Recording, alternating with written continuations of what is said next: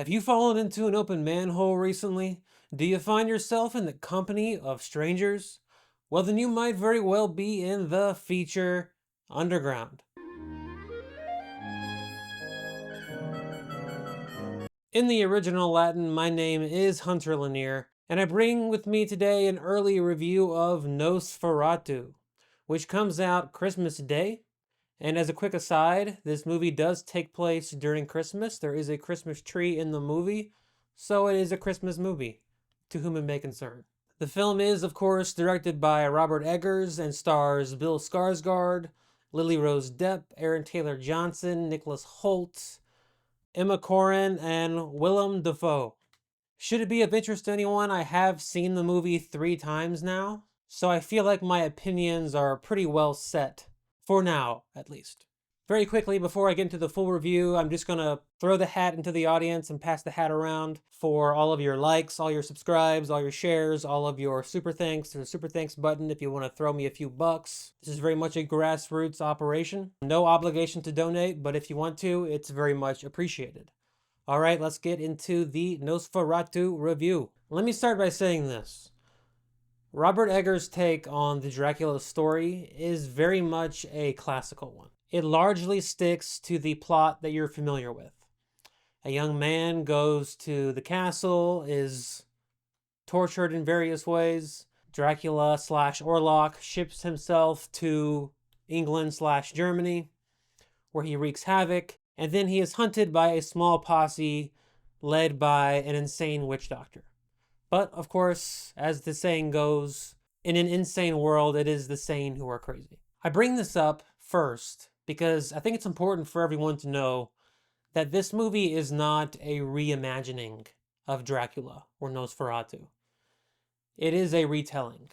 Now, as with this film's predecessors, even though it sticks very closely to the original story, it does push and pull themes to the forefront and from the forefront. In this case, Eggers makes, I felt like, the primary motif the origin of sin and what role our instincts play in morality. Should your natural proclivities guide your behavior, or are they the devil whispering in your ear? In our case, the devil is Count Orlok.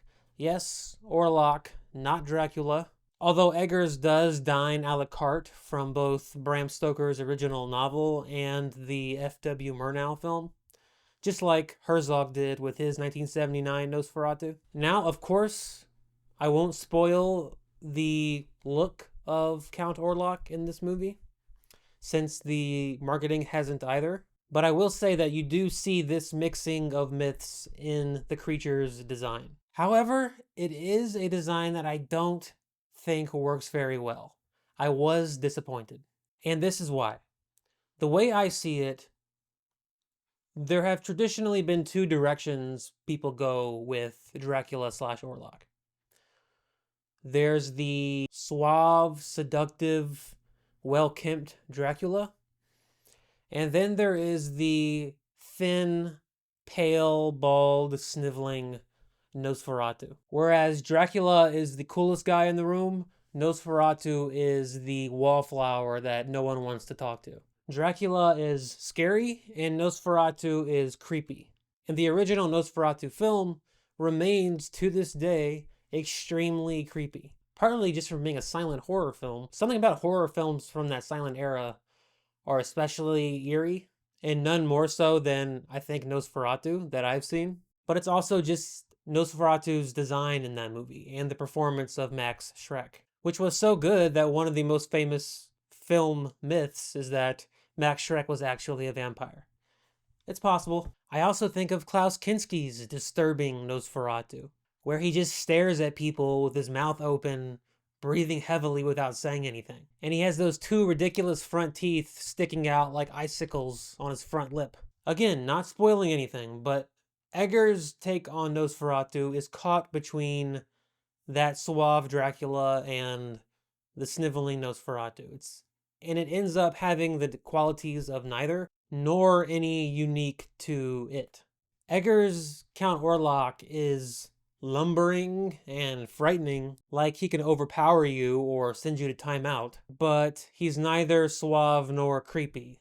It's almost like he's supposed to mimic that very unique fear that a child has of a large adult with a deep voice, but that idea doesn't really fit in with the themes of the movie. So despite having a pretty cool voice that sounds in the realm of Bela Lugosi, Darth Vader, and a resting V8 engine, Skarsgård's Orlok is, quite frankly, forgettable.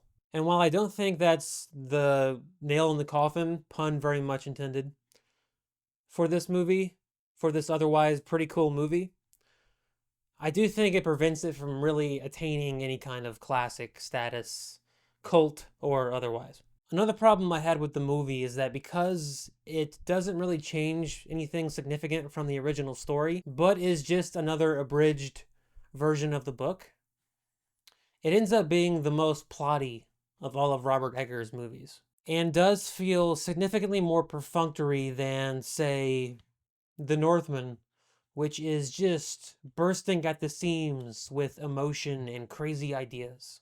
This movie even feels a little rushed to me. I think one of the reasons it feels rushed to me is that it doesn't really use its time in the existing story wisely. Just as one example, in the film, you don't spend a ton of time at Orlok's castle.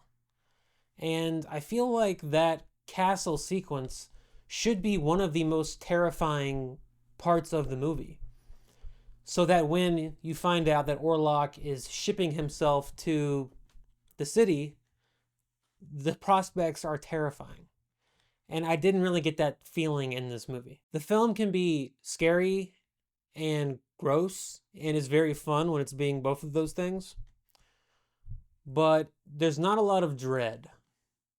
And dread is very much an ingredient I like personally baked into my horror movies when it makes sense. And I think it makes a lot of sense here. Now, all of that said, for as much as I was disappointed by the design of the Count and how the plot was handled, I was thoroughly distracted by the atmosphere, the tone, and the overall visual flavor, all of which are about as powerful as they can be. This is where the movie distinguishes itself. Not so much in its originality, but its potency. The movie is a gothic wonderland. Everything feels wet and cold. Everyone's skin is a whiter shade of pale. Like, ironically, they don't have a drop of blood in their body. And that contrasts with their all-black wardrobe, as if they always need to be ready to mourn at a moment's notice. And they do. Whether you're in foggy 19th century Germany, a gypsy camp, or a medieval castle, all the locations in the movie feel extremely immersive.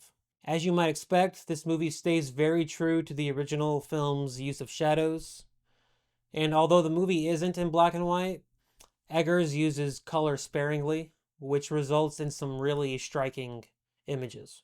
Just wait until you see Nicholas Hoult arriving to the castle. It looks like a nightmare, but not a nightmare you or I would have, but a nightmare that someone living in the 1800s would have.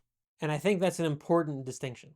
I also want to say, not as a good or a bad thing, but just as an observation, that this movie does feel very much like a return to the rootsiness of The Witch and The Lighthouse. Maybe it's because I just saw and reviewed A Complete Unknown, but my critical brain is still in a Bob Dylan frequency. But The Northman felt very much like Robert Eggers going electric. So keeping with that theme, Nosferatu feels like Robert Eggers' John Wesley Harding album, in that it's a full dressing down, past the clothes, past the flesh, all the way down to the ethereal. As for the characters in the movie, a wide-eyed Willem Dafoe speaking in antiquated slang is never a bad addition to a movie. Most of the other characters are fairly bland, except for Lily Rose Depp's Ellen, which you would hope that she's not too bland because her character is the substance of the movie. And Depp is actually very good in this movie because she overacts. Her performance rises to meet at eye level the theatricality of the movie itself, and of course, the supernatural force stalking her soul. She makes a lot of insane faces in this movie, and it works perfectly in this insane context. Because in an insane movie, it is the sane actors who are not good.